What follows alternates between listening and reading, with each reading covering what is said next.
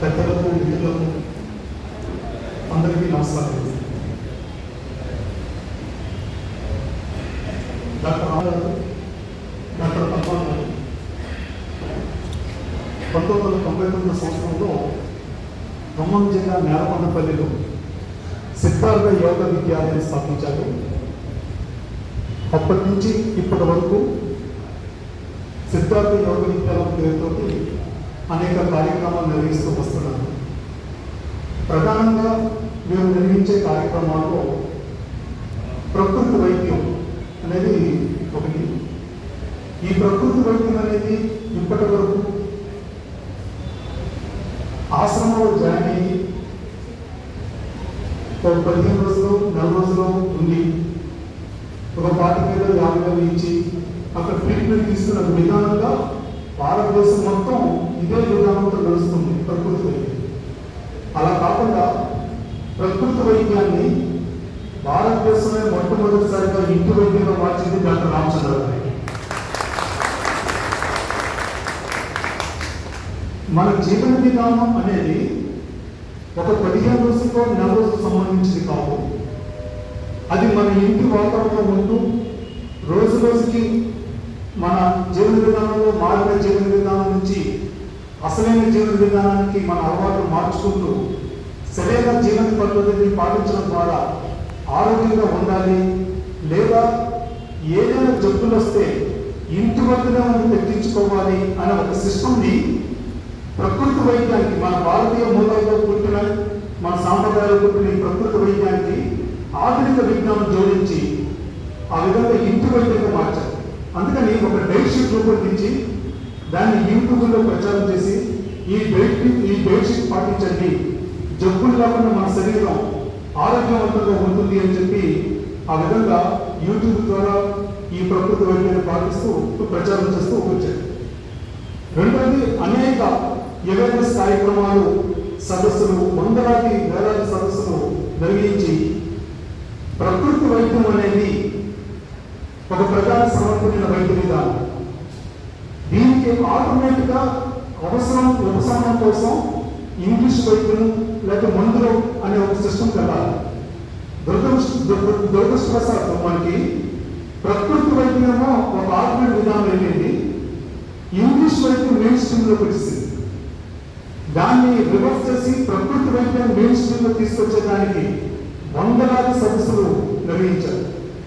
అట్లాగే anatomy, physiology, pathology అంటే మానవ శరీర నిర్మాణం గురించి అదేదో బాగా చదువుకున్న డాక్టర్లకే పరిమితం కాకుండా సామాన్యులు కూడా ఈ ఎనాటమీ, ఫిజియాలజీని సామాన్యులు అర్థం చేసుకునే విధంగా ఒక సిలబస్ రూపొందించి 21+ ఆన్లైన్ క్లాసులు నిర్వహించడం ద్వారా అనేక మందికి ఈ వైద్యం అనేది ఎంత సులువో, మన శరీర నిర్మాణాన్ని తేలిక ముందు మన శరీరం గురించి మనం తెలుసుకోవాలి కదా, ఆ శరీర నిర్మాణం గురించి అత్యంత తేలిక పద్ధతిలో ఆన్లైన్ క్లాసులు నిర్వహిస్తూ ఇప్పటికీ 23 బ్యాచ్లు, కరోనా నుంచి ఇప్పుడు 23 బ్యాచ్లు నిర్వహిస్తూ వచ్చారు. అట్లాగే యోగా యొక్క ప్రాధాన్యతను తెలియజేస్తూ యోగా ఒలింపియాడ్లు, రాష్ట్ర స్థాయి యోగా పోటీలు నిర్వహిస్తూ యోగా అనేది మన జీవనంలో భాగంగా చేసుకోవాలని దానిపై విస్తారంగా ప్రచారం చేస్తూ అనేక కార్యక్రమాలు నిర్వహించారు. ఇటువంటి సందర్భంలో ఈ వన్ లైఫ్ అనే సంస్థ చేస్తున్న కృషి మామూలు కృషి కాదు. ఇది అత్యంత కష్టమైన కృషి. ఎందుకంటే ఈరోజు మనం తీసుకుంటున్న ఆహారం ద్వారానే జబ్బులు వస్తున్నాయని చెప్పి ఉంది.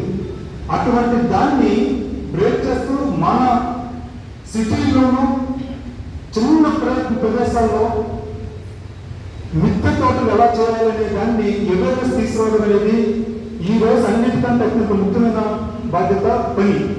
ఆ పని నెరవేరుస్తున్న వన్ లైఫ్ సంస్థకి వాళ్ళ ఆధ్వర్యంలో రామచంద్రరావు గారిని పిలిపించి మరింత ప్రకృతి జీవన విధానం దీన్ని తోడు చేస్తే బాగుంటుందని చేస్తున్న ఆలోచనకి మేము ధన్యవాదాలు తెలియజేస్తూ మీరు తర్వాత డాక్టర్ గారు మాట్లాడడం ఇన్ఫర్మేషన్. డాక్టర్ రామచంద్ర గారు మీ విలువైన ఆరోగ్య పరిజ్ఞానాన్ని మాకు అందించాలని కోరుకుంటున్నాం.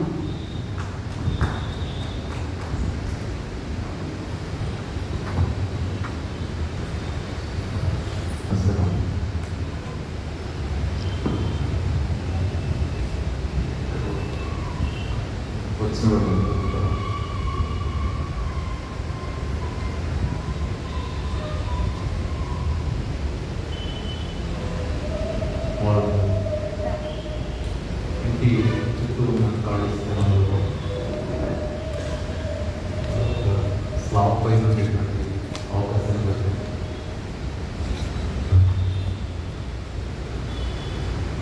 కొన్ని చెట్లు, ఎక్కువ మొక్కలు పెంచుకొని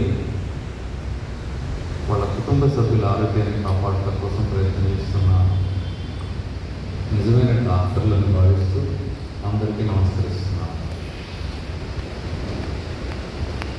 ఇది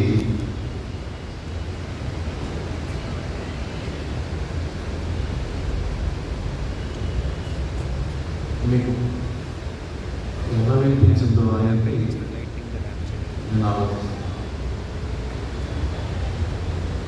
ఎందుకంటే నేను మిమ్మల్ని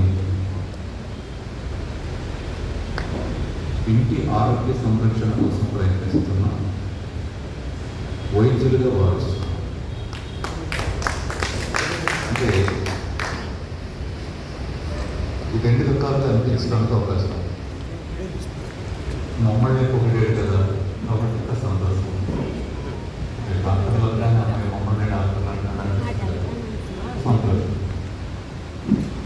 ఇంకో పక్క ఏమనిపిస్తుందంటే అటు కొంచెం తప్పట్లు కొట్టడం అయిపోవాలి, వెంటనే పొగడితే కదా మనం డాక్టర్లు ఎట్లా అవుతాం, సరే అని సరేలే అనుకుని ఈ రెండింటిలో ఏది సత్యం? 2 సత్యమేనా? కొంత డాక్టర్ల లక్షణాలు అనుకోండి, కానీ నిజంగా మనం డాక్టర్లను కాగలరు. ఇది నిజమా? లేదు నిజంగానే మన కుటుంబ సభ్యుల ఆరోగ్యాన్ని రక్షించగలిగే డాక్టర్లు మీరేనా?